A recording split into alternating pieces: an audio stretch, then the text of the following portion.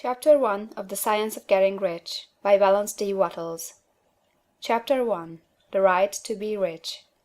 Whatever may be said in praise of poverty, the fact remains that it is not possible to live a really complete or successful life unless one is rich. No man can rise to his greatest possible height in talent or soul development unless he has plenty of money, for to unfold the soul and to develop talent he must have many things to use, and he cannot have these things unless he has money to buy them with. A man develops in mind, soul, and body by making use of things, and society is so organized that man must have money in order to become the possessor of things. Therefore, the basis of all advancement for man must be the science of getting rich. The object of all life is development, and everything that lives has an inalienable right to all the development it is capable of attaining. Man's right to life means his right to have the free and unrestricted use of all the things which may be necessary to his fullest mental, spiritual, and physical unfoldment, or, in other words, his right to be rich. In this book, I shall not speak of riches in a figurative way. To be really rich does not mean to be satisfied or contented with a little. No man ought to be satisfied with a little if he is capable of using and enjoying more. The purpose of nature is the advancement and unfoldment of life, and every man should have all that can contribute to the power, elegance, beauty, and richness of life. To be content with less is sinful. The man who owns all he wants for the living of all the life he is capable of living is rich, and no man who has not plenty of money can have all he wants. Life has advanced so far, and become so complex, that even the most ordinary man or woman requires a great amount of wealth in order to live in a manner that even approaches completeness. Every person naturally wants to become all that they are capable of becoming. This desire to realize innate possibilities is inherent in human nature. We cannot help wanting to be all that we can be. Success in life is becoming what you want to be. You can become what you want to be only by making use of things, and you can have the free use of things only as you become rich enough to buy them. To understand the science of getting rich is therefore the most essential of all knowledge. There is nothing wrong in wanting to get rich. The desire for riches is really the desire for a richer, fuller, and more abundant life, and that desire is praiseworthy. The man who does not desire to live more abundantly is abnormal, and so the man who does not desire to have money enough to buy all he wants is abnormal.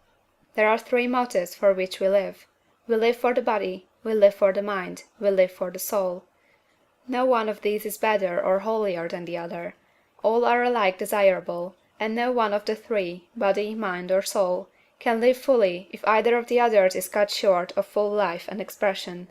It is not right or noble to live only for the soul and deny mind or body, and it is wrong to live for the intellect and deny body or soul. We are all acquainted with the loathsome consequences of living for the body and denying both mind and soul, and we can see that real life means the complete expression of all that man can give forth through body, mind, and soul. Whatever he can say, no man can be really happy or satisfied unless his body is living fully in every function, and unless the same is true for his mind and his soul.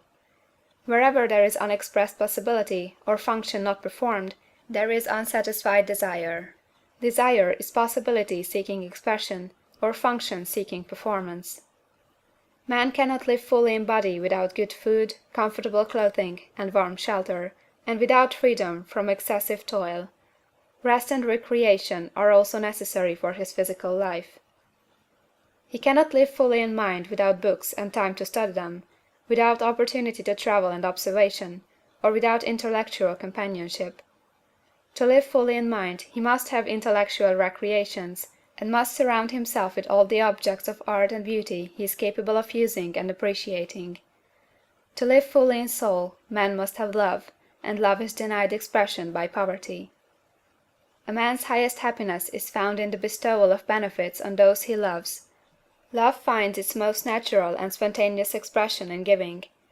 The man who has nothing to give cannot fill his place as a husband or father, as a citizen, or as a man.